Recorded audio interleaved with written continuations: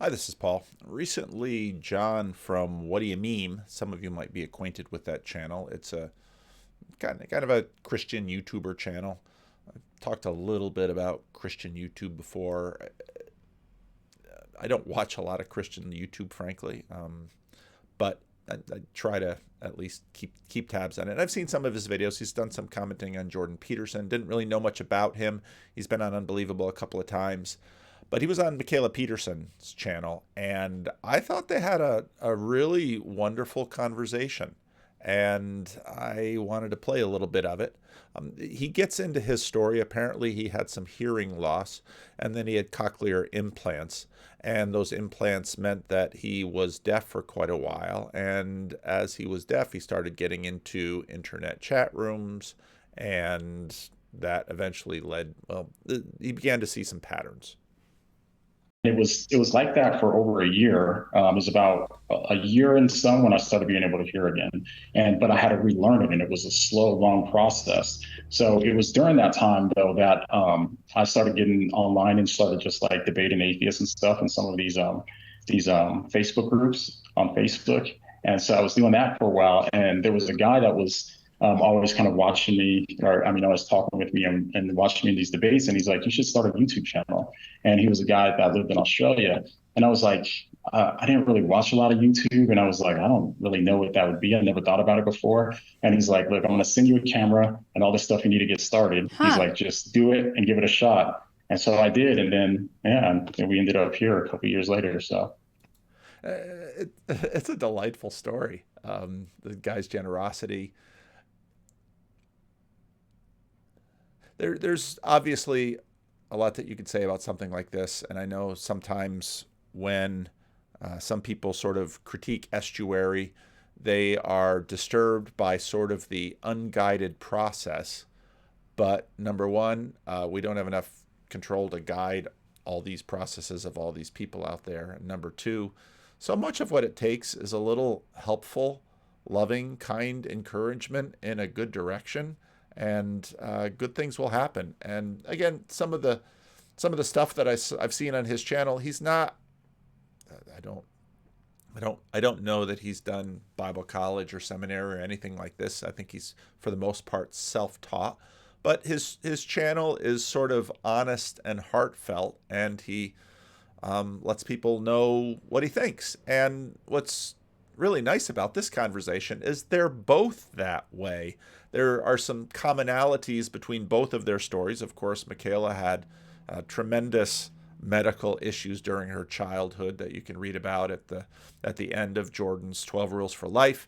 And I've talked before about some of the videos that she's made describing her path to Christianity. And what was so valuable about this video is here you have two honest people sharing their experiences. They're not trained theologians. They're not clergy. They don't really have a dog in the fight, but they're just sharing with their audiences what they have discovered and what they learned. And I found the whole thing not only delightful in terms of its honesty, but valuable for clergy and others watching this, because it's sort of an unvarnished view in not even just clergy. I think a lot of people who are out there and might not, they might be deep within a church and they have very little experience with converts who come to Christianity.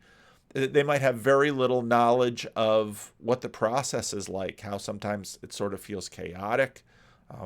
It also sometimes feels just really led by the Holy Spirit, because there's no other way to describe it. And that's what this conversation is full of, and it's really delightful. Wow. Was this another Christian? yeah, yeah, it's a Yeah. Christian guy in Australia. Yeah. Okay, that's cool. So, have you been a Christian your entire life? Were you brought up in a Christian family? No, I wasn't. No, so we weren't like we never went to church or anything, and we never even talked about God. And like my whole time kind of growing up, I was first introduced to the faith when I was 15, and so I went to a church with my aunt. But it was weird because I was introduced to this kind of Christianity that like now I just just don't agree with at all. I just don't believe any of it. And again, this is when I listen to him talk. I think about how many other people that I have met that have stories like his, except now he's a YouTuber, he's got a significantly sized channel, and, this is who he is. But it was really kind of cultish like, and it was really legalistic. And so like it kind of left like a weird kind of bad taste in my. It's also interesting that, his experience, not, yeah, I'm sure in details it was quite different, but in other ways similar to, let's say, John Vervaeke's past. And people have pasts like this and they respond to it in very different ways. My mouth afterwards. And so after that, I was kind of just kind of more agnostic, like sometimes believing in God, sometimes not believing in God. And then eventually I took a philosophy of religion class in college. And in philosophy of religion, we went through the arguments for God's existence and that sort of thing. And then that's when I started becoming convinced that God existed. One particular argument. Now, again, it's interesting that on this channel, I've said many times, apologetics is of limited value. Limited doesn't mean zero, and you will regularly find people, especially on the internet, I think people who have sort of a certain disposition, a certain personality type, they're a certain way, that these arguments for or against the existence of God make an impact and really direct people's lives. The Kalam cosmological argument, I just was persuaded by. And then that's what kind of started me believing in God. And then I started visiting a bunch of different churches. And throughout visiting these different churches, I would start asking people questions about why they believe that their belief was true and why they believed other beliefs were false. And I keep getting all these kind of similar answers no matter what type of church I went to. And I mean, now, again, I want to point out that what's been happening in these churches and happening in the conversations is conversation. This is someone with honest questions, seeking answers. And most often when you hear situations like this, it's not that, oh, one person gave me all the answers and so I locked onto that. It's usually much more messy, many more people, more time. And of course, in the telling of this story, I don't know how much time, but it's all sort of compressed. I mean, I went to like the Church of Scientology. I went to like every kind of church you could think of. Yeah, and kept getting the same kind of answers, like their life got better, or, there's a bunch of kind of things that happened in their life that was like showed them that this church was true. So it was a lot of stuff like that. And then eventually I came. Now that stage too is not uncommon. I've mentioned it in a few videos now that I'm almost finished. I got about 20 minutes left actually. We didn't finish it the other night, and waiting for my wife to come home from her field trip before we actually finish the series. But if you start The Vow on HBO Max and you watch the first episode of it, you'll see all of these people that they've gone to Nexium and they're listening to Keith Raniere, and they're listening to, I forget her name, Salzman. And oh, their life has changed, and this has transformed my life. And these are not uncommon experiences for human beings in many different places in many different ways. Now, of course, with Nexium, it all sort of comes undone as the cultist nature of this happens, but those kinds of experiences are not uncommon. Now, obviously, Christians look back on them and talk about, well, the hand of the Lord bringing them. But those, again, these kinds of transformative experiences happen with human beings.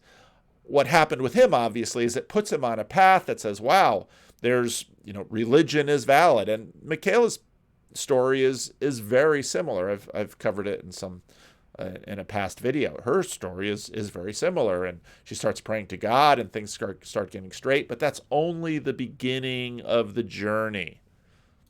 Across the evidence for the resurrection online and started studying that, and was convinced by the argument for the resurrection. Interesting. Okay, so you even went the Scientology route, and you said you had similar answers kind of across the board about There's also a little lesson there in communication, that sometimes it's fun to say something dramatic. Like, I even looked at Scientology. The danger is that dramatic thing sticks in the mind of the listener. You might, one of the staple parts of the Freddie and Paul show when Nancy's around is her sermon report.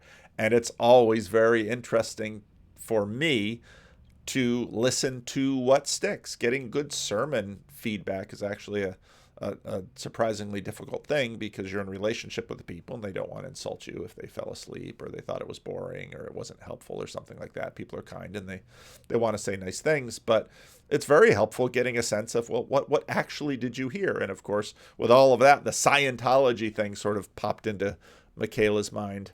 Why they believed Yeah. whatever they were believing was right. So what did that answer look like? Yeah, so it was mostly just those ones where people say their life has changed since they started joining this church or following God. And then they would say like there was all these kind of, usually like some sort of set of like coincidences or something, things that would happen that they couldn't explain elsewise. And then they would Okay. conclude that that was the reason why their church was true and they knew that God existed. Wow. And this is for everyone, including like Scientology? This is just across the board. Yeah.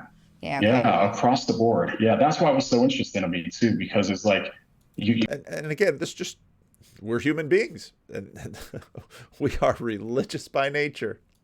when you start doing that, because you don't, at least I don't think like I wouldn't expect that, you know. And so when I started talking to all these people, it was really strange to me because I said, man, there's something that's kind of embedded in human psychology, or I mean, who knows the explanation for it? Perhaps maybe God is using, you know, I mean, God is giving these people signs and stuff. But the problem with it is that, like, in my mind, it was that all of these different religions couldn't be true because they were Hmm. all mutually exclusive, you know. And so that was like the big problem in my mind. And so that's why that was kind of like my first kind of introduction into like looking at religion and stuff way more in depth. And that's when I started getting online more and studying these different religions and stuff and what they believed and so on.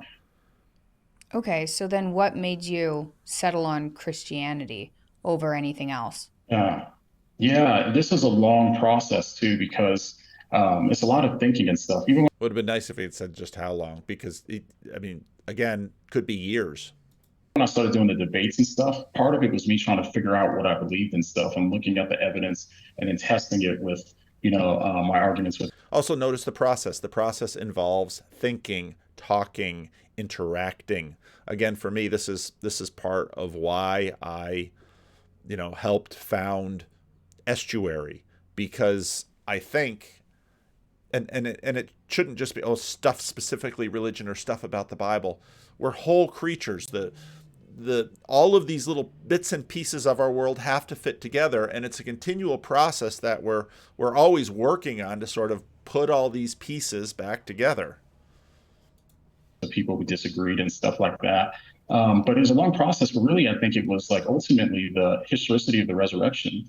I became convinced. I mean, all historians agree that Jesus was a real person who existed in history, and when you follow these sort of objective kind of standards and methods that they use in order to come to historical facts, I think that when you do that, you come across a lot of facts that I think is only explained by the fact that Jesus actually did raise from the dead. And so for me, that was like the thing where I spent a lot of time thinking about it too, like trying to run it around in my head, trying to like argue it with myself and with other people and so on. And I just slowly became more convinced of it. And I kind of got to the point where I realized that Christianity makes the most sense of all of reality. So it's not just like. Now I want to make the point here too that both of them are sort of in a modernist frame, and even though I talk a lot about these frames and the recession of modernity, just because it's receding doesn't mean it still doesn't work for people. Okay, and it's sort of like an old car. Well, just because it's not chock full of emissions or it isn't electric car or a hybrid or anything doesn't mean it doesn't work. And there's a sense in which both of these individuals are working through a modern frame, and so these constructs of objective, subjective evidence for apologetics, this stuff still works for people, and it's a framework through which they, like all of us, try to make sense of their world. This external reality as well, like say the beginning of the universe, when you look at that, or when you look at like, why is there something rather than nothing, like consciousness, when you look at that, but also with your internal world as well. So with your internal world too, you're like, why are humans this way? Why do we have this impulse where we have this like near universal agreement that you shouldn't do things that are wrong, like steal, kill, and rob, and lie, and all these things, but we still do This is, again, C.S. Lewis's argument from morality that you can find at the beginning of Mere Christianity. those things, you know? And so, like, it made sense to me of both the objective world and also my subjective world as well. Aren't there other religions that kind of abide by the same rules, like people are bad, or at least killing, stealing, murder, all that is bad and that you shouldn't do it, but we still do it? Doesn't that line up? And again, you know, the the appendix to the abolition of man. And he deals with these kinds of arguments all the time. I mean, this is, again, how he became a Christian, by working through these things. With a number of other religions? Yeah, but I don't understand the explanation for why that's the case in these other Okay. religions, right? So, yeah, because I think in Christianity, if you have the view of like the sin nature and how we're all like, subject to being slaves to the sin nature, then it makes a lot more sense, in my opinion. And then Christianity is the only religion that actually solves this problem as well. You know what I mean? And so it's like you have this problem of like this perfectly holy God, and then so it's like, how could we live in the presence of a perfectly holy God, or perfectly moral God? How can we live in his presence unless we too are perfect? You know, and so I think that Christianity actually takes the idea of sin a lot more seriously, because it's like God is so holy and he's so morally perfect and righteous that in order to be in his presence, we would also need to be holy and righteous. And so it's like, how do you solve that problem? Like, what is There's a lot of Tim Keller in this one. the problem and what is the solution? And that's what it really boils down to in my mind. And it's like Christianity solves it, because only in Christianity do you have God, who is also perfect. Of course, God is perfect, coming into our world, putting on human flesh and coming into our world and living that perfect life that we couldn't live. So that way, and then giving us that life as a sacrifice for us. And so when he's given us his life, in our place, then we can actually stand before God with his imputed righteousness, is what it's called, the doctrine of imputed righteousness. But we have that righteousness now, so that way we can be in heaven. If that makes sense. Yeah, it does. This is where I've had a difficult time understanding. Why would the act of sacrifice, like so, Jesus is, which is he's basically sacrificing himself. He agrees to do this. Yeah. Why does that save people? Yeah. And it's a terrific question. And he gives a fairly standard Tim Keller answer to it. The point of this video isn't to delve into that question. And in fact, some of what her father had done, the video that he released in April of 2018 on Easter 2018 or 2017, because I spoke with him in April of 2017, and when I spoke with him, he said, "Yeah, I've got a video that's coming out that you'll be interested in." I was very interested in it, because part of what's difficult to work through is that, I mean, people might listen to this and say, well, you're a Calvinist minister. Don't you agree with them? Yes, I do. In fact, all of those models that he's talking about, substitutionary atonement, read the Heidelberg Catechism. I think they are all excellent, good models that relay the work that God has done in language we can understand. But these questions are difficult for modern people to deal with. And so if you want to listen to the video, you can. I don't want to take too much time on that. The part of the video I'm really interested in is, again, because what's beautiful about this individual is that both of them are sharing their stories. Both of them are working through their stuff. They're coming up with answers. Now, I know a lot of people would like to rush in and say, well, let me give you a better answer. In many ways, the best answer they have is the answer they have. And it isn't, human beings aren't constructed in such a way that we sort of give answers. Now, both of them have sort of been working through these things and piecing it together. And so even though, let's say, his when you listen to him, he's used a lot of Tim Keller. He talks about William Lane Craig and Tim Keller, and those two have been really helpful in sort of constructing his world. And Mikhaila is also constructing her world. And this process of world construction isn't just sort of like in the Matrix, putting something in the back of your head and downloading C.S. Lewis or Tim Keller or William Lane Craig or something like that. All of the idiosyncrasies of your life have to work with what you're finding out there in the world. And so each of their models is unique and individual, and it has to be that way because that's how they work it. And all of their models have sort of fuzzy edges where they're still working on things. And this is true of me too. My whole channel is about me talking out loud, continuing the process that both of them began, usually, again, 4 Ps of knowing, with all of the particularities of their life and working it through, finding conversation partners, challenging each other.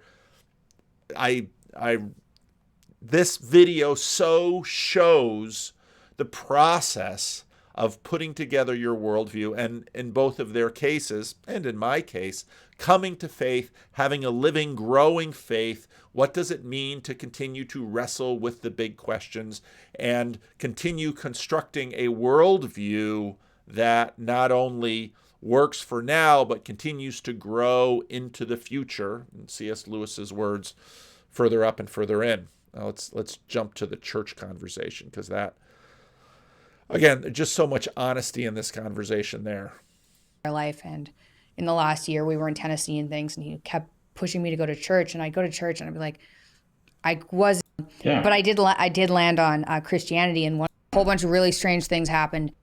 All right, I don't want to jump too far ahead because some of this stuff is quite good. Well, okay, yeah, kinda. So Okay. I get that as a mediation between. Okay, I can kind of understand that. I've just had a hard time, like, these things resonate with me on a level that I can't exactly describe, but I've had a hard time understanding, why is it sacrifice? Why is that's what saves you? Who was it that I was talking to? I can't remember. I have so many conversations.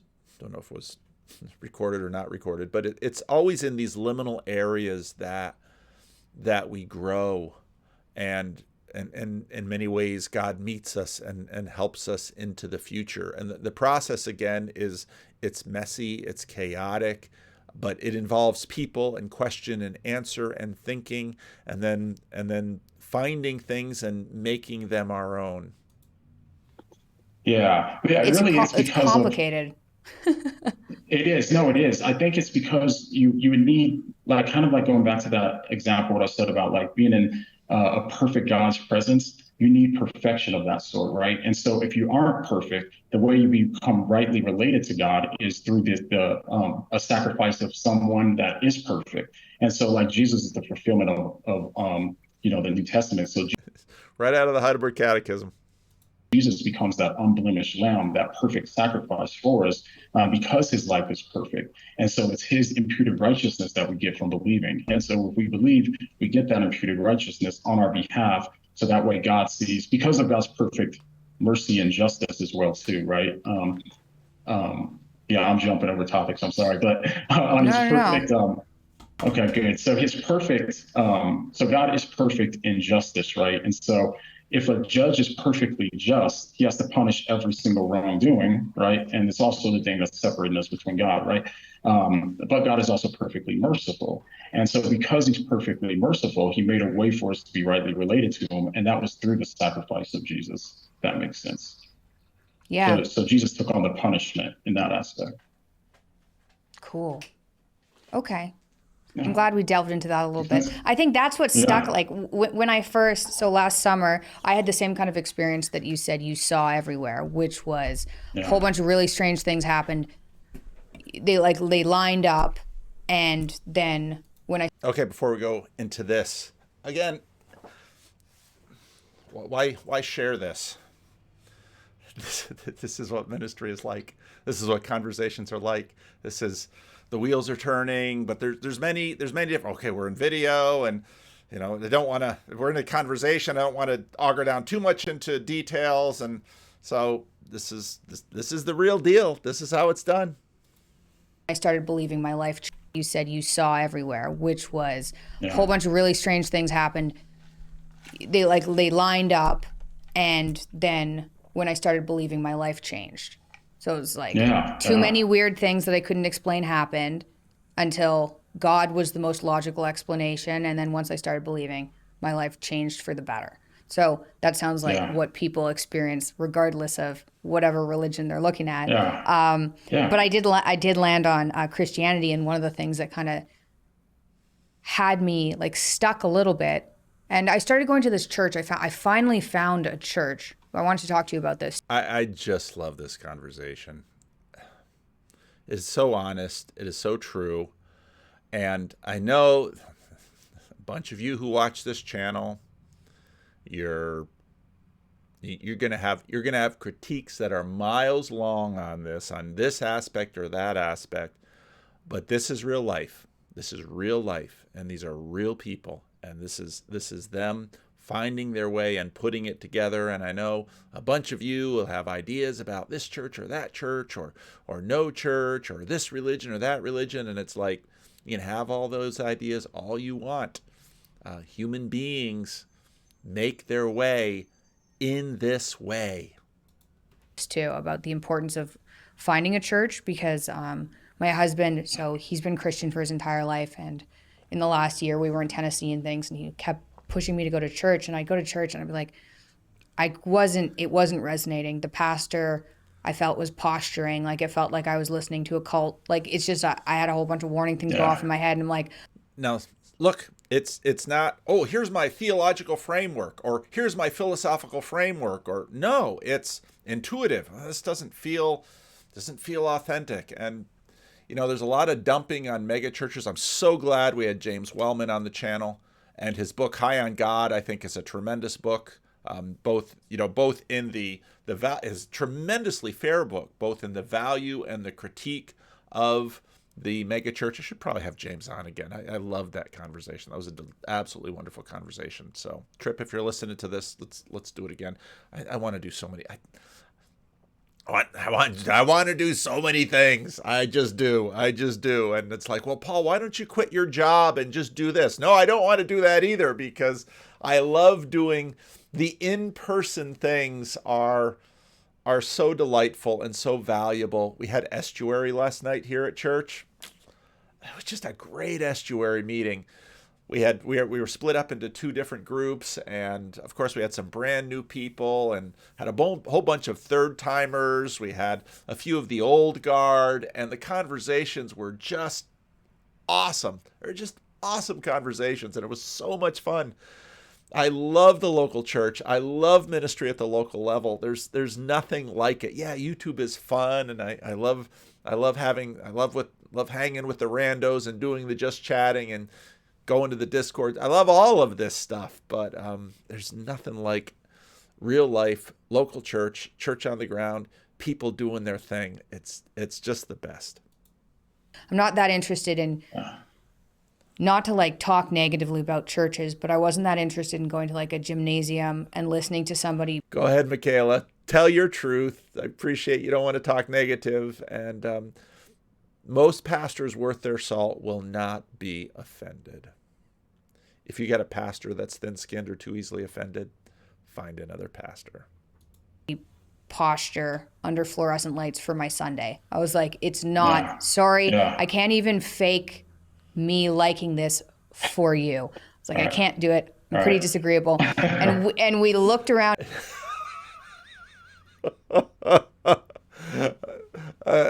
Again, what we know of Mikhaila is, if you got to negotiate a contract, have her be your manager. She's pretty disagreeable. She drives a hard bargain. Can't imagine what it's like between her and her husband. Imagine this guy. He's grown up in the faith, and he's gone to church his whole life, and now married to Mikhaila, and I think it's awesome. I pray happiness and blessing on them, and just again, just like the marriage videos we're making, this is iron sharpening iron, and off you go.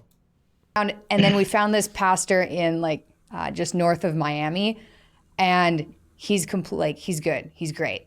So we're going there, and that's amazing. And that's the process. Again, one of the most common questions I get from people is, well, okay, well, I want to believe and I don't believe. Okay, well, you're probably going to have to be embedded in a community of belief because we believe what the people around us believe.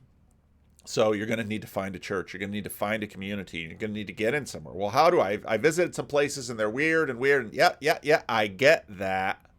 It's a process. And that's, in fact, in the church world, why you call it church shopping. Now, I know there's a whole bunch of stuff about the consumerist stuff that is not great, but that's what we've got, and that's the process. And blessed are you if you live in a place where there are lots of different churches and lots of different pastors, because you can probably find one that sort of fits. And again, the fit isn't just sort of like, oh, here's a fit. It's much more like marriage, where you, again, look at all the marriage conversations that we're doing. You find a place to start. And as Catherine has said so eloquently, you find a church to build on. And the point of the church is not that, well, they're just going to give you all their needs. No, actually, similar to marriage, once you get into a church, although you're not married to a church for your whole life, I'm going to say that right now. Once you get into church, you're going to, it's a dynamic process. It's not only how the church feeds you and ministers to you, but the church as a place where you can minister to others, because that's at least 50% of the equation. In fact, the longer you're there, the more that church is not just a place that you receive, but a venue and a platform from which you can minister out to others. And that's vitally important as a Christian, because again, Christianity is the Son of God comes to earth and gives himself as not only a sacrifice, he's talked about that a little bit, but a living sacrifice, which is the ministry itself. I don't get any like weird culty vibes. What's been your experience with churches? Man, it's so interesting because I didn't grow up in a church going home or anything like that. Church has always been weird to me in some ways. Yeah, me too. It's like, yeah, it's the strangest thing, because it's like, man, like the facade, it feels like that a lot of people put on. It's like, you have like all the Ned Flanders type Christians, and stuff like that. Okay, let's be a little bit fair. Let's be a little bit fair to the church people. Churches have cultures. Churches have ways of behaving. Outside the church has ways of behaving. If you're not acculturated to the inside culture, it's going to feel weird. It just is. In time, you'll learn dual languages. Now, I grew up in church, but I grew up in a very unusual church in that, I was mentioning this before, I grew up in a place where, so my father and my father moved to Patterson, and the other call he had was to northern Alberta, so I could have been much more like Jordan Peterson. I could have been a Canadian. I could have been an Albertan, but nope. Grew up in Patterson. So bring out your bingo cards. There's going to be some rich stuff here in this video. So Patterson, New Jersey, African Americans inhabiting, leaving the Jim Crow South, coming to Patterson. If you know Dylan's song about the hurricane, it's Patterson. If you watch the movie The Hurricane, they filmed a scene right in front of the church that I grew up in, right in front of Northside Chapel. And so the church in the 60s. There was some young Dutch white CRC kids who wanted to experience this vision of integrated church, African Americans and white folks, and it's African Americans who had been loved by that church and liked the Bible teaching and wanted an alternative to the large black churches that were available in Patterson, and they came into the church. And of course, this was what I grew up in. Heroin was going through Patterson. It was a big deal. So our church was always partnering with the other CRCs in the neighborhood. And in the community, and then started a drug rehabilitation program. Had a lot of, like similar to Living Stones, had a lot of people who struggled with drug addiction, mental health issues. We'd have some wild things go on in church, although my mother swears that Living Stones is wilder still when it comes to all my stories. And so going to church with, people who are trying to recover from heroin addiction and alcohol, and people struggling with mental illness, and, some people were very accomplished and had money, and they just wanted to go to a place that was authentic and real. It's so funny. People say they want authentic in church, and I say, yeah, come to this church. You'll get authentic. Usually way more than authentic than most people want. No, give me a little veneer, please. At least have the place look a certain way and act a certain way. And part of the reason I keep the Freddie and Paul show on this channel is because the Freddie and Paul show is just one little taste of what local ministry is, with Freddie and Paul and some of the other characters, and Philip Fast, the Jesus Man, the people that come on the channel. This is what people are like. And so often in American culture, in this world of screens, we have all of this veneer, we have all of this posturing, we have all of this posing. And so, yeah, I've never gone to a church. I've never gone to a church that looked overly respectable or even sane. I like my churches slightly insane, and I run the risk of offending some of my people by saying that, but I like churches that are real. So I love this conversation. This is a great conversation. It's awkward, you know what I mean? And so it's like that. Those churches kind of turn me off, and so we found a church too that was where people seem to be normal. Like, I just want to meet normal people and have normal conversations, you know what I mean? And so, and then learn like a normal person, And so, like, I think like now this was a big part of the seeker movement, and the seeker movement continues to be with us. This is a big part of the mega church movement, because one of the powers of Protestantism.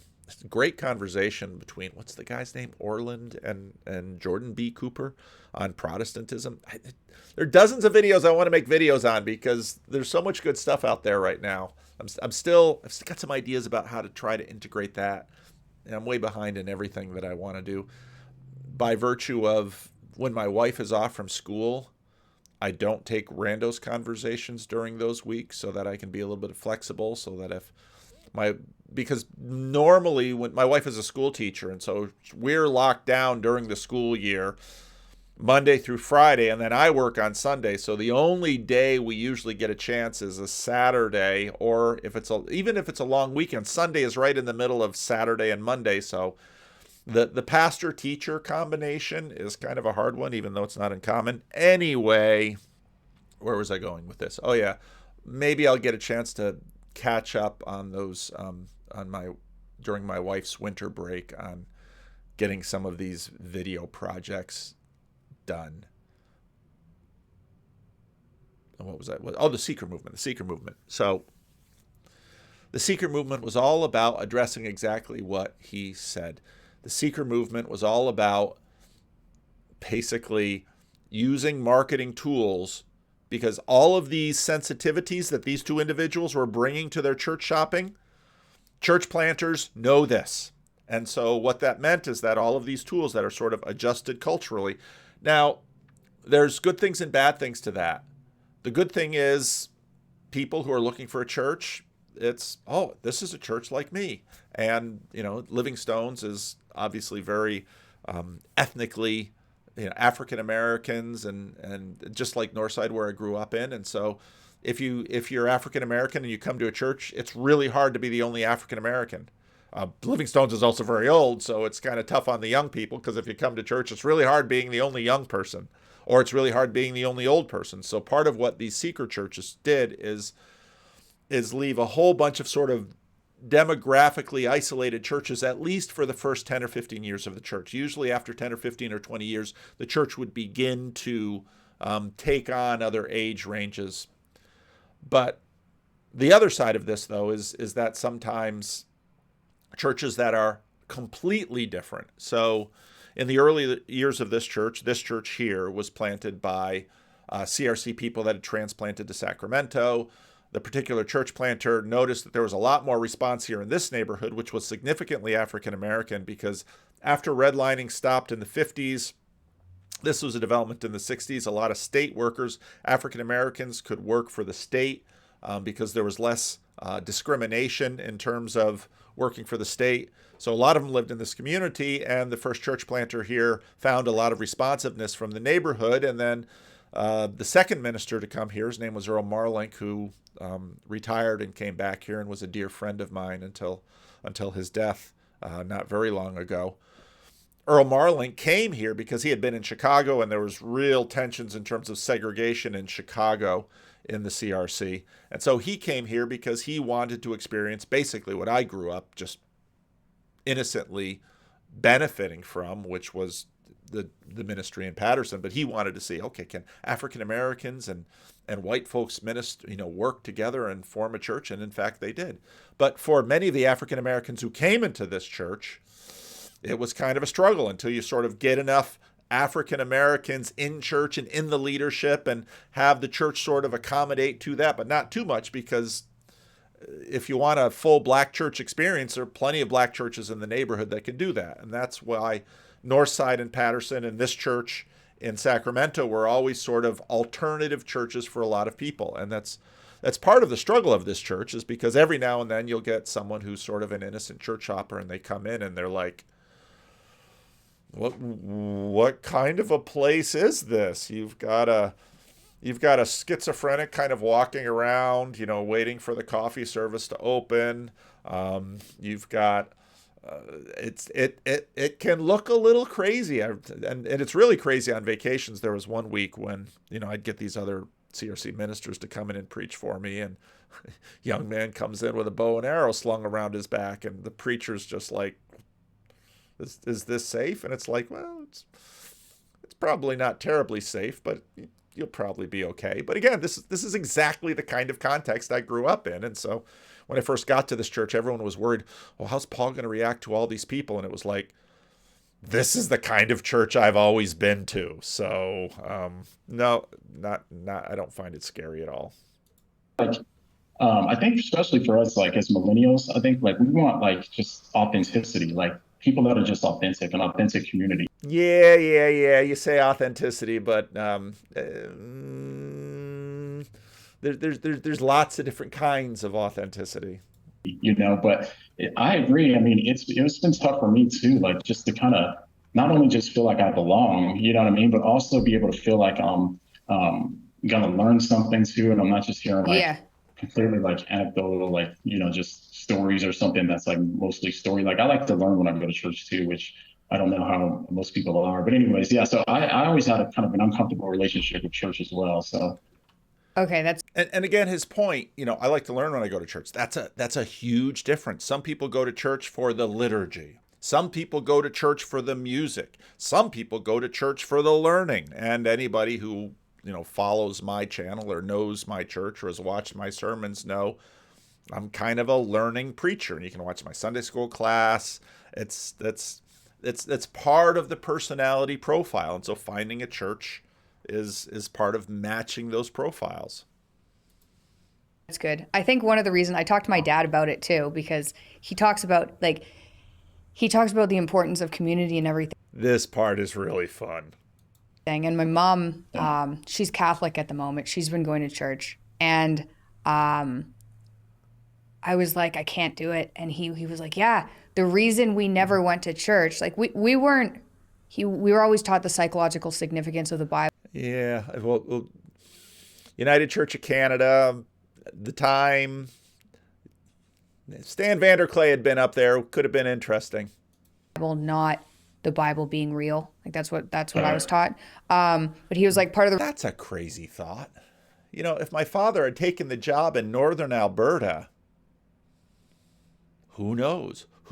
But then, the providence of God, if Jordan had grown up in a church, he might not have been able to do the kind of, I think, very important work he's doing now. And again, this is, okay, I'm a Calvinist, all right? But as Jacob continues to remind me, it's not just Calvinists that have very deep sense of God's providence. God gets to write stories in this world through us. And again, what I love about this video is it's honest, it's authentic. This is the process. And I know bunches of you have, and it's just as bad with church people, because they think, oh, well, you tell them the 4 spiritual laws. Many church people have almost zero experience with the process by which people come into the church and become Christians and get put on that path. And so that's why this video is cool. The reason we didn't go to church was because they're just like, it was fake. It felt fake. Felt like people posturing. It felt fake, and I couldn't stand it. And I was like, okay, that makes sense. yeah. And I think I would have probably, like, if I'd gone to or been introduced to a community of people, maybe I was pretty skeptical, so maybe it wouldn't have worked. But as a kid, instead of kind of timing is everything. The churches that just feel a little, like Ned Flanders-ish, but like, okay. So that's normal. That's good. And maybe from not being in it, from not being in it, maybe less tolerance for that. Just okay. Agreed. Cool. I agree. Yeah, I was going to ask too, like, what was it like? I've always kind of been curious. Like, so if your dad kind of has more of that psychological perspective, have you seen my videos on your dad? Any of them? Or no? I saw one pop up on YouTube. I haven't watched it though. YouTubers don't watch everything on YouTube.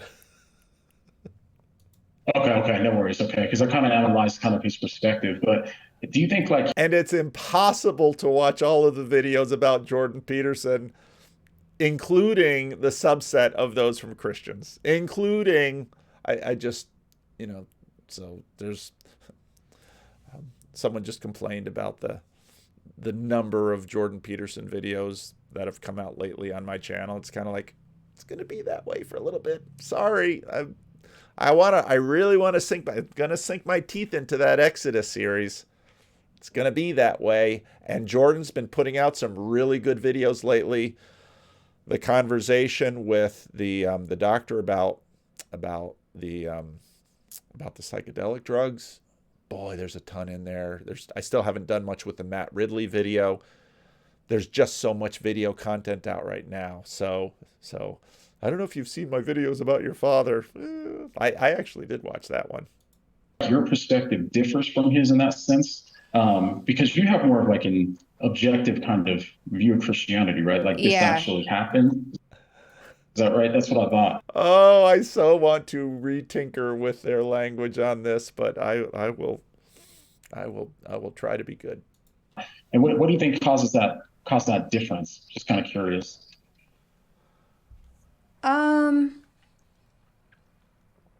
So I think Dad goes back and forth. I think the longer he's talking about it, the more he's moving towards the objective view. Okay. I think understanding as much about psychology as he does, there's psychological significance to the Bible, and I believe it's objective. Right. Yeah, so like there's psychological significance, like every aspect of the Bible in multiple ways, plus it's objective. And so I think he probably got wrapped up in the psychological significance. And honestly, if you have more of a scientific background, we were told for a very long time that like science, if you believed in science, then you couldn't believe in the Bible, which I think is ridiculous. Like, I don't think that was necessary at all. Like those two things didn't have to be polar opposites. So I think he got wrapped up in that, but I also think that he's writing a book at the moment called We Who Wrestle with God. Cool. Yeah, it's going to be intense. And he thinks he can disprove. I am way more excited about that book than 12 More Rules for Life. Way more excited. Atheism. So cool. I don't want you to miss this line. Yeah, it's going to be intense. And he thinks he can disprove atheism. So Oh, I would say yeah. he's whatever direction that's in, he's going in. Yeah. So I'm Yeah. looking forward to I that never book. see. Well, because it seems like he has I think he's done a talk on it. I haven't watched it though, but on the problem of perception, which is a kind of like a philosophical problem of how do you get from the subjective to the objective. And so when I've heard a lot of his stuff, it seems like that's where kind of the barrier is. It's like, okay, we have the psychological world, the narrative world, I think he calls it. John, we've got videos for you. A lot of times too. But then how do you go from that to like what's objective, what's external of your consciousness and your conscious perception? And so I think that's where it seems like that holds them back, where that's not probably not necessarily a barrier for you in that sense. It's not holding him back, and we're all dealing with the recession of modernity together. So yeah, we've got videos, we've got conversations. We're doing our own little work over here in our little corner. I think it wasn't a barrier for me because so many strange things have happened to me. Like even as a kid, I was so sick. I was suffering so much. I can remember like when I had my hip and ankle replaced, and I was in so much pain. It was unbelievable for an entire year, like broken bones, but like not able to be fixed. And I remember thinking at that point that like something had to be real. Like I didn't know if God was real, but that amount of pain and suffering, like something evil had to be real. I see. And then things were just have been super weird with my life, like being that ill, like unbelievably stupidly like Job level ill. I remember reading Right. Job Yeah. and being like, I've got a lot of those things going on. Like my family hasn't died, but like a lot of those things were going on. And then having like fixing it with a diet that like nobody believed, right? And like, what is that about? And then I 20, 30 years from now, they're going to write biographies of Jordan and, and then a little longer, of course, because Mikhaila's younger. This story is so good. This story is just so good. And there have been many times where I thought, okay, the narrative sort of played out. It's kind of spent. And then there's another turn and off we go in a new direction. And this is why God writes the best stories. Truth is stranger than fiction. having my mom get Yeah. really sick, and then my dad get really sick, and then my dad get famous for like, it's just things have been so absurd that it's like, yeah, well, that Yeah. stuff could have happened. It seems logical. Yeah. Yeah. Life's pretty weird. Yeah.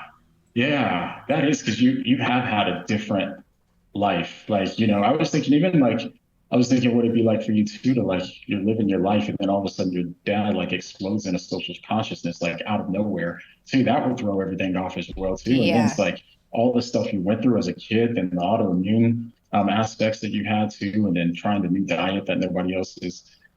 People think you're probably like they're like, what is that, right? Like, yeah. So Yeah. that would be so it makes sense to me why like you kind of like you start processing things a different way.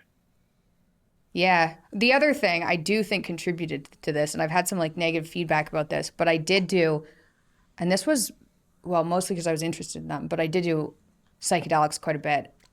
I haven't done them Right, in a yeah. while, but I did do them quite a bit. And I think that, Oh, the psychedelic conversation isn't going away. I know I'm going to get pushback that my openness is showing that conversation he did with that one guy. Now I'm going to have to talk more about psychedelics because maybe I can pull it up. This was a great conversation on existential delight. I talked to him. I was like number 3, and he's been doing stuff in Chesterton. So I hadn't, I've talked on so many channels. I never quite always know where they are and what's happened with them. But the channel's grown nicely. He's done a great job. And then he went into the psychedelic conversation with Jonathan. So I think anything you can recognize as having being, has that. I went through, like many guys my age, I'm 27 now, but like many guys my age, I went through the new atheism phase, and a lot of guys are still there, and some of the guys are now finding themselves drawn to religion in many varieties. But then for me, I actually, in the interim, I was immersed in the world of, believe it or not, psychedelics. It's actually through one of those experiences where I had a experience. Oh, there was a cut there in the video. Did poor Jonathan make a face? No, I don't think he did. Experience of kind of seeing very much present meaning in front of me. I won't go into too much detail. And when I say this to people, some people get nervous because they think I'm about to say something like, you should, psychedelics are the reason that I came to see the meaning in the world. And as a consequence, I came to eventually see God. And as a consequence, eventually came to know Christ and so on and so forth. But I always say, for every one. And poor Jonathan's probably sitting there, oh no, another psychedelic conversation.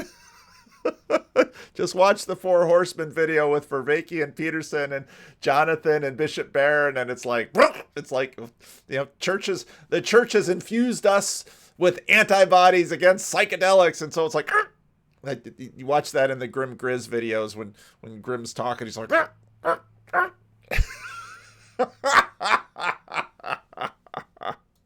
two guys that went through that and got out. There's 8 or 9 guys that are still there, and many people I still know who are still stuck in that world. Yeah. I think in some ways the psychedelic kind of community, if I could use that word, they seem to me almost on the very fringe of full-on religion. Yeah. But in a way, and Paul van der Klee actually talks about this in one of his recent videos, he says it's actually more dangerous, this view, than the pure new atheism. Because at least the new atheist view, the person is kind of closed to things and you know what they're closed to. So you must have been my video about Aubrey Marcus and Jonathan Peugeot. Can begin to understand why they see things that way. But it's almost like talking to a Hindu who says Christ is Lord, and they say, yes, he's one of many lords. It's this kind of dissolving of all the categories and accepting just everything, right? Yeah. And the mind is so open that I think it was Chesterton who said the point of opening your mind is like opening your mouth so that you can close it again on something solid. But that might take a long time, right? You might never get to that. Keep that in mind. I really want to dig into that conversation with Peterson and the guy studying psychedelics in the lab. Fascinating conversation. So much good stuff in there. That point, I know the psychedelic questions is a difficult one, and people are wrestling with it a lot these days. Do you see it as like a passing phase, or do you see it as something that in the next 10, 20 years is going to be a serious point of contention between people? Yeah, the second one. I think it's going to. I think both actually. To increase, and it's something we're going to have to talk about and deal with, and so it's an ambiguous question. It's an ambiguous thing. Like you said, I've met now several people that have become Christian because of psychedelics, in the sense that they had an experience which overwhelmed them, and then it led them to God and to the church. But I've also, like you said, met people who have become almost psychotic or seem to have lost it because of that overwhelming experience. So, and in all fairness, I know people who have become in some ways seriously disabled. And I'm not a doctor. I don't know why the connection, but I do know that it's as I said in my video on prayer, don't try this at home. So I think that it's an ambiguous thing, and it reflects the ambiguity of what I call this new re-enchantment. There's a kind of, because of the types of things that I talk about, the fact that people can listen, although there's still new atheists that think I'm just saying gibberish. But the fact that there's now an increasing amount of people that can listen to what I'm saying and they understand what I'm talking about, like, that is astounding to me. It's still astounding, because 20 years ago there was no one to talk to. Like, there was just no one I could talk about these things with without except his brother. about these things without them thinking that I was just kind of weird or saying nonsense. And so there's this moment now through Jordan Peterson, John Vervaeke, but then there's other people. It's all kind of happening at the same time. It's really is like almost like a zeitgeist, right? A spirit of the time that can understand that, but it has a light and a dark side to it. And so because the reenchantment means that religion's coming back, folks. Like religion is coming back. There's no way around that at this point. Now the question is what religion and what kind of religion is going to return. And so we can see the inklings of it kind of push. And it'll be different. It'll be same and different. That's the way these things work. Pushing back into the world. You have things like Burning Man. You have things like, kind of woke religion, you could say, or ideologically driven celebration and circumambulation. We have these almost kind of divine, like the worship of the drag queen, or like there are types of behaviors that are, kind of manifesting the need, like the desire that people have. Again, it's unconscious for religion to kind of flood back in. We saw a lot of religious tropes during COVID. Like a lot of religious tropes were just kind of flooding back in. So it's just going to keep growing. And I think, but a lot of it's going to be very dark. But some of it, once in a while, it's actually making it possible, like opening the opportunity for people to then maybe see the light side of that, right? Which is a possibility of an integrated symbolic world, which is aimed towards the good. So I think that psychedelics is just one more facet of that, where it has the same effect, where most of the time seems to kind of lead people into exactly what you said, a kind of deconstruction, or, it's like but it's weird because it's always very contradictory, but this idea, like everything goes, like, I'm a universalist, right? So I had, I've all religions have something, and therefore I'm nothing, right? Therefore I don't follow any religion, because secretly I'm saying that I'm above all of them. Like it's like that. No one would say that, but that's what it ends up looking like. And so you see that it's like when I listen to some of the modern Terrence McKenna and Alan Watts and these kind of guys, and it's like that's what it feels like. There's a lot of what they're saying sounds like that. It's it's like I'm too good for these religions. It's like I have the. So I see a lot of that, but we'll see. Look, I've said many times what I think about psychedelics is that I think it's dangerous. I don't think it's evil in itself. And I think that there, once in a while, it seems to definitely be something that manifests. It's participating in this thing, but it's dual, it's ambiguous. So, yeah. Yeah, and I think the ambiguity is the biggest problem. Is you really never know what you're gonna get. It's also because people are attached to the psychedelics. This is the biggest problem. I would say, like, the biggest problem with psychedelics is the psychedelic, in the sense that people think that that's what spirituality is. And so I keep telling people, because if you listen to that guy, I forget his name, the guy who wrote about Eleusinian mysteries and all this stuff, like Jordan had him on his channel. I know. We have the clue now. Like, we know that Soma was a psychedelic. We know that the drink that they had at the Eleusinian mysteries was a psychedelic. And so we've got it. It's psychedelic. That's the key. And it's like, you know what? The Eleusinian mysteries lasted 3 days, right? And it was like 3 days of heavy rituals. Probably you didn't eat. Probably you didn't sleep. It was like massively taxing and engaging on you. And if at the end of that, maybe there was some kind of psychedelic. Well, you would have had slaves and all sorts of other things that you have in the ancient world too. We're gonna bring all of that back as well? Don't think so. It's like only a modern person would then look at that and say, well, we got the formula. This is it. This is the chemical formula for spirituality. This is the God formula. And so just take this pill, just take this mushroom, and you're going to have the same experience. And it's like, no. And it's the same with the shamans. Like, shamans were initiated, and there was like, they wouldn't just spread this stuff around. Like, they just didn't have tourists come and then initiate them into their shamanism.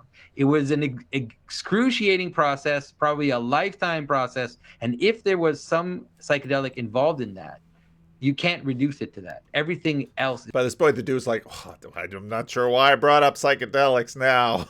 is probably way more important than the substance that they would end up taking. Like you said, because it had to be directed, it had to be framed, it had to be brought in a line so that it would yield the fruits. Let's say if it was just ripping off. And I think part of why I really appreciated that video of Jordan's with the doctors getting it, because Jordan delved more deeply into the process, the psychological impact of these drugs, what they do physiologically, and why they do what they do. But as Jonathan is saying here, it's not neutral. And that's part of what's been emerging from this conversation as well.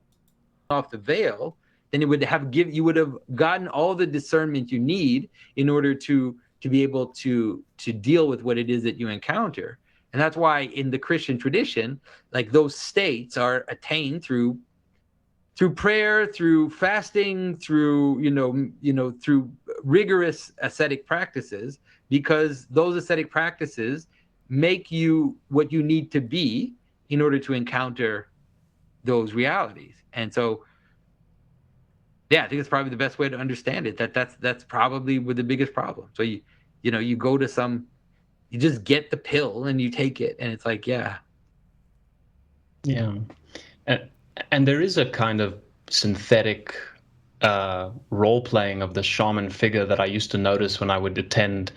I would go to festivals where people would, take LSD, or they would take mushrooms or these things, and you'd meet a guy who's, sitting alone in the corner, and he's dressed like a shaman. He talks deliberately in a certain way to try and, I don't know if he's trying to convey some kind of an image to you, or trying to kind of convince him. The truth is, set and setting right now, if you want an authentic set and setting in 2022, you're probably going to be at John Hopkins with a dude in a lab coat, because isn't that in some ways analogous to the guy sitting over in the hut, wearing feathers?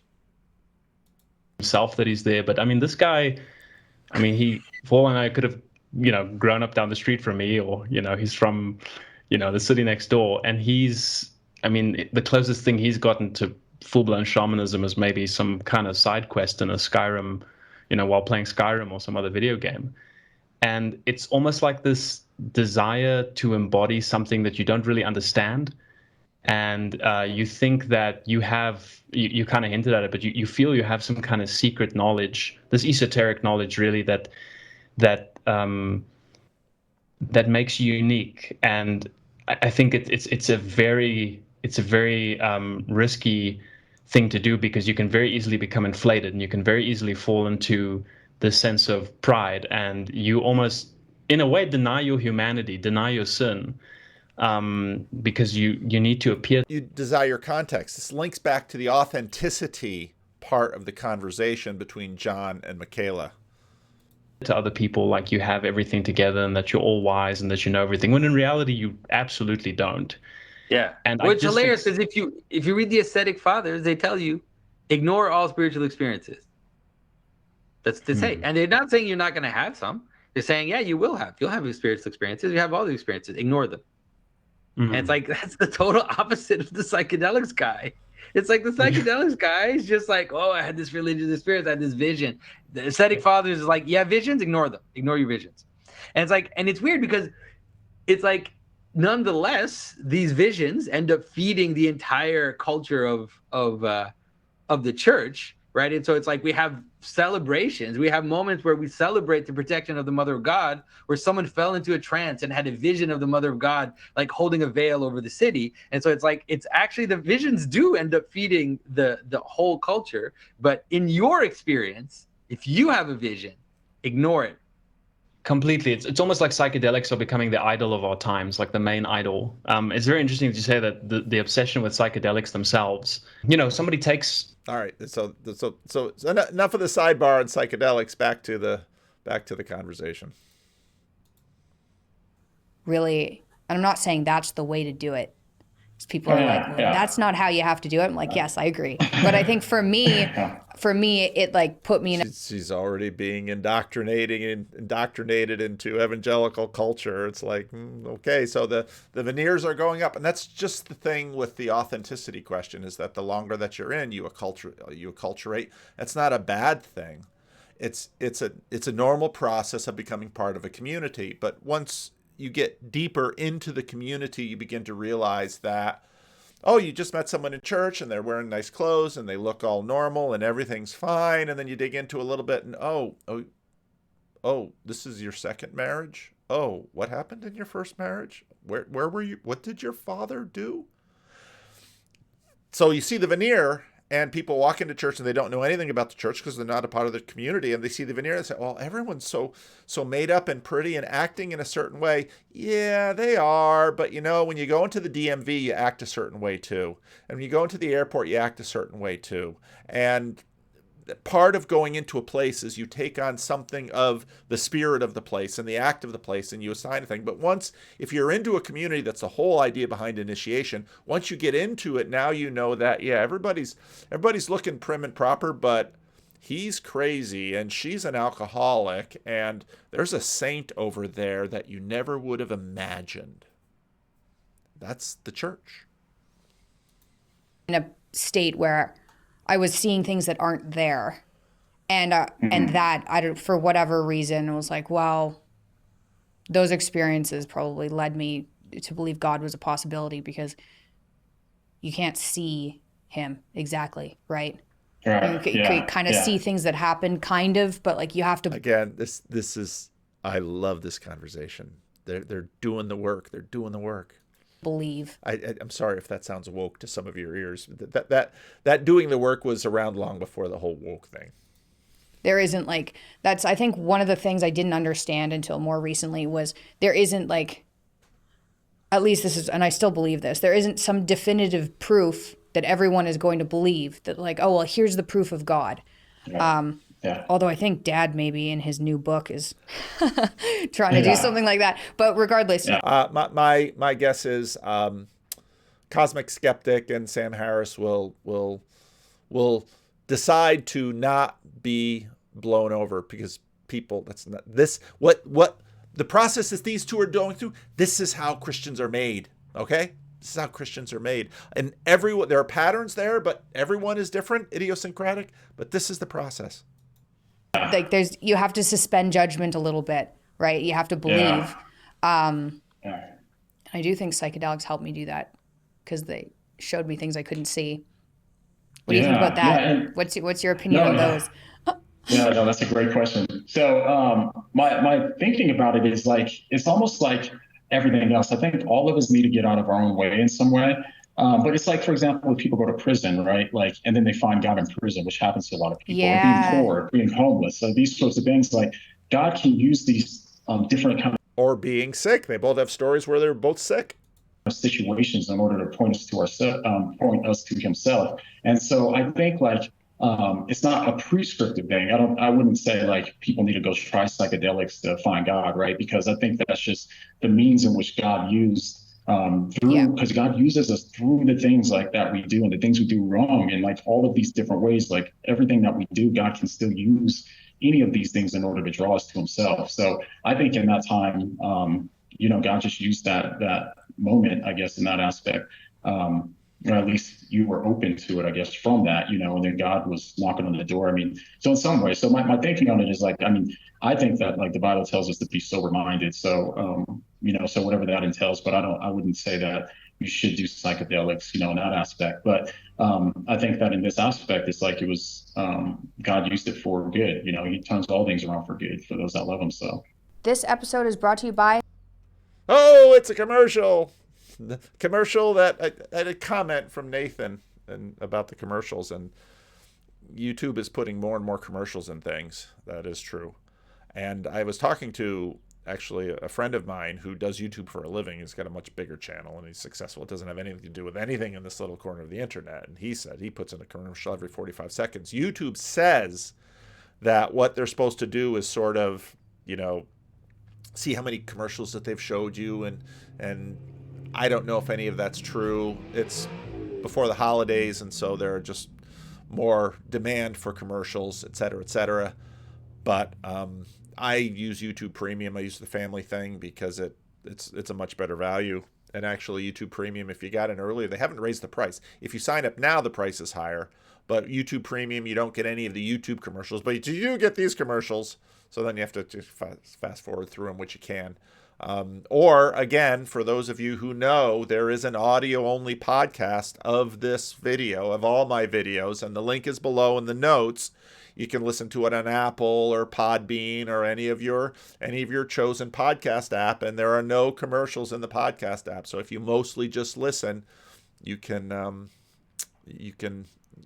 listen to the audio-only podcast. But you know, hey, I appreciate if you have to endure the commercials, and I cut them down. David Fuller told me that he had a whole bunch of videos that there weren't any commercials in, and YouTube kept putting commercials in them, and he kept taking them out. So, and part of the reason I monetized the channel was because YouTube basically said, we are going to put commercials in non-monetized videos and even non-monetized channels. It's like, well, if YouTube, if you're going to be playing commercials and my audience is going to have to be subject to them, I ought at least to get the whatever portion of commercials that that you pay the creators. So that's a little bit about the commercials. So again, there's also, my videos are replayed on Odyssey. You can find the link below. That's an alternative video site, and there's no commercials in there.